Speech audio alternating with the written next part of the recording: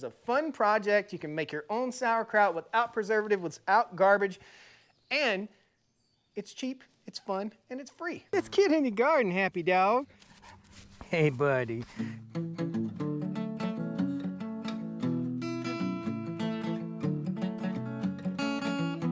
Stoney Ridge. Farm, Stoney Ridge. Stoney Ridge Farm. Hey there folks, this is Josh, Stoney Ridge Farmer. Welcome to another Food Friday here on the Stoney Ridge Farm. Today is going to be awesome. We've got cabbages that we've harvested, we've got a fermentation crock, and I bet you can't guess what we're going to be doing today. We're going to be making sauerkraut today. This is super simple, fairly short video. Share it with your friends. If you like this kind of content, hit that subscribe button. I'd love to have you back.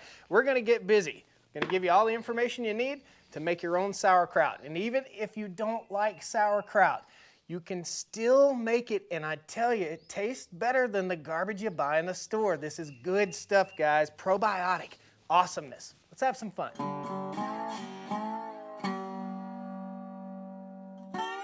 All right, guys, welcome back to the Stoney Ridge Farm channel. This is your first time here, your 50 millionth. Please hit that like button, subscribe to the channel. We've got a bunch of followers. We're on Facebook, we're on YouTube, we're all over the internet, and this is a fun time. This is a first-generation farm project here in the foothills of the Blue Ridge Mountains. This is my outdoor kitchen area, and we're going to be making some awesome stuff. You're going to hear birds tweeting, you're going to hear outdoor noises, and you might even hear some cows mooing. So the other day, we harvested some cabbages from our garden right here. These are leftovers from the winter garden. And the first thing we've got to do when we're making our sauerkraut, and you can use one of these fermentation pots. This is the 3-gallon fermentation pot from Ohio Stoneware, made in the USA. There are cheaper ones out there, but I'm telling you, buy quality, get quality. This is a lifetime purchase. I'll post links to all the stuff we're using down the video description. A few things you're going to need: your fermentation crock or any type of crock. You're going to need these weights, which sit on top of, down inside there on top of the cabbage. You need salt and you need cabbage. And also you need a scale. So here's what we're going to do first. I'm going to trim these cabbages down, then I'm going to weigh them. I'm going to weigh them because we need to put around 2 teaspoons per pound of cabbage in here, and that's all we do. Sprinkle a little bit, more cabbage. Sprinkle a little bit, more cabbage. I'll show you how we chop it up. Some of this stuff is going to go to the chicken scraps in the compost pile when we get done here. So let's set our scale over here to the side, and let's just get working on this cabbage. Some of these cabbages may not be usable, and you can see you don't want to use that. That's flimsy cabbage leaves. I'm going to start me a little pile right over here as I take off the cabbage leaves. And actually, I think this is not cabbage. This is Brussels sprouts. See them? You can still use Brussels sprouts. It's all good. I also have, let me get a bucket. I'll be right back. Scrap bucket, check. So you need a cutting board. You need a knife. You need salt, non-iodized pickling salt, okay? And you need measuring spoons and cabbage and a little scale. Pretty simple stuff. Man, I don't know that I might harvest these little guys for a snack later on. We're out here in the outdoor kitchen area, and if you guys missed the video, I'll post a link to it at the end of this video. We have an awesome grill set up. It's called a Gather Grill, and it really helps to bring the neighborhood together, which is something super cool. So we're gonna start hacking away on this thing. What we don't want is the core, okay? So we wanna get in here and cut out the core of our cabbage. You can keep it in there if you want to, but it's just not as palatable as the rest of the cabbage, especially in sauerkraut. Okay, so we'll pull out that little core right there, and we'll nibble. So we got this guy ready to rock and roll. I'm actually going to go ahead and shred this a little bit, and we're going to go ahead and put it in the fermentation crock. I'm going to estimate this weight of this at about 1/4 pound. It's not a whole lot. That is 5 ounces. So let's skin this puppy off too. We're going to go ahead and cut the end, just like so. Chuck that in the yucky bucket. We're going to take off any leaves that might be a little less desirable. It's okay if they have a little bit of decay on them, but we want really crisp leaves when we put it in here, because when we mash our cabbage, it is going to smush the water out of it. So we don't want a bunch of dry leaves, and we also don't want leaves like this guy right here that might have had a worm nibbling on it. This is all organic. When you got organic, you might have some bugs. Cut it in half, we'll core it, okay? Look at that, that's awesome. Go ahead and get that core out. Chicken scraps, see that one later. Okay, get that core out of there. There it is, okay. 1.6, so basically we've got 3 pounds so far. And what we're gonna do, again, is 2 tablespoons per pound, okay? As we cut this up, we'll sprinkle salt. Cut it up, sprinkle salt. Cut it up, sprinkle salt. Very simple. We'll bring my crock over here. Set this guy to the side, and here's how I do it. I just take nice, thin slivers, just like that, okay? Just keep rotating my cabbage along. Nice, thin slivers. I'm gonna take my teaspoon right there, and I'm gonna sprinkle some in there. We know we need 3. Sprinkle a little bit in. I'm gonna work that in to your cabbage as you load this thing up. Work it in, okay? We're gonna make a bit of a mess today. That's why we're doing the outdoor kitchen. So if we make a mess, we just blow it off with a leaf blower, right? Load that guy up, spread them out nice and even. That's 1 teaspoon. It's half a teaspoon spilled. There we go. We're gonna slice this guy up. This is the 3-gallon crock right here, guys, and the 3-gallon crock will hold a lot of cabbage. This will be enough sauerkraut for you to give to friends and family and neighbors, and probably have enough for you for the year. All this cost me was about 85 cents in the time it took to plant the cabbage this past fall. So having this on the farm is super awesome. We're just gonna keep cutting, loading, salting, cutting, loading, salting. Then we're gonna take our kraut masher and mash our kraut in.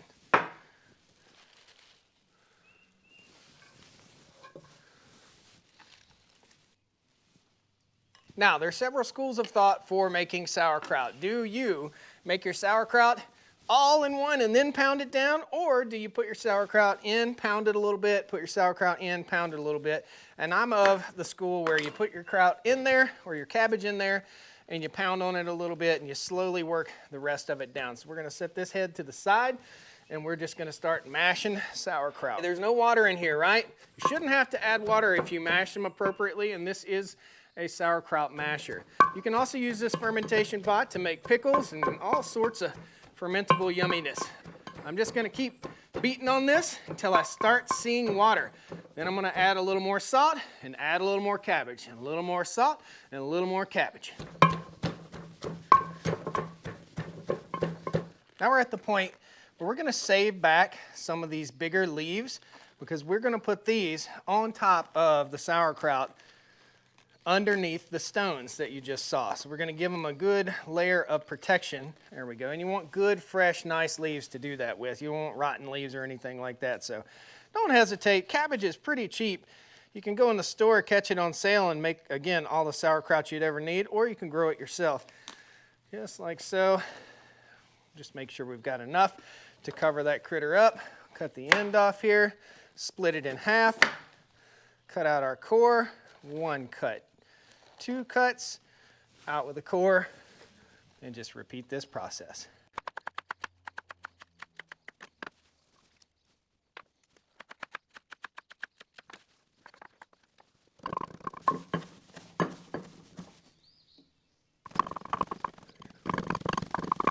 So we got all our cabbage cut up, ready to rock and roll. We're gonna hammer down on this, and basically the salt releases the water as you crush the cabbage. Now you don't want to crush the snot out of it. You notice I'm not really pounding it, trying to break it apart. I'm just trying to break the surface tension of the cabbage. That's all I'm trying to do. You should not have to add water to this crock if you do this right. If you've got good moist cabbage, you should not have to add any water. And if you feel like you're gonna have to add water, just let it sit. Mash on it, let it sit for a half hour or so. Come back, mash on it a little bit more, and you'll find that salt will release the water from the cabbage leaves, and you want about that much, maybe about an inch, half inch of water over top of your cabbage before you cover it with the leaves. And I'll show you how we do that in a second. You guys can hear we're starting to get a little bit wet in there. So let me get you a little bird's eye view down in this crock real quick. So down inside the crock, you can see we've got water puddling up. Hear it down there?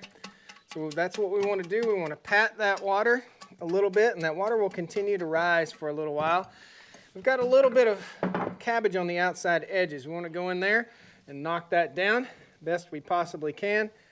And it also wouldn't hurt to just take a little cup of water or a syringe full of water and rinse those walls off if you want to. So now that we've got it all patted down in there nicely, our walls are fairly clean, we're going to take our Cabbage Patch Kid leaves right here, and we're going to layer them over top of the cabbage just by setting them down in here. Cover that sauerkraut up really good. Get a couple layers. It's cheap enough, right? Don't want to use cabbage that's got a little mildew or mold on it. Get rid of that junk. All we're trying to do is seal it off. We'll mash that down a little bit with our fist. Try to crunch down until we feel water on our hands, on the back of our hands, just like so. And then we're going to put our weights in on top.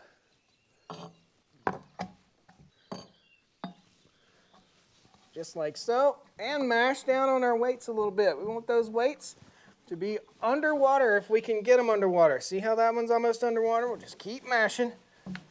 That salt really brings the water out of the cabbage. Everything is submerged, okay? You see that leaf sticking up? It needs to be under water.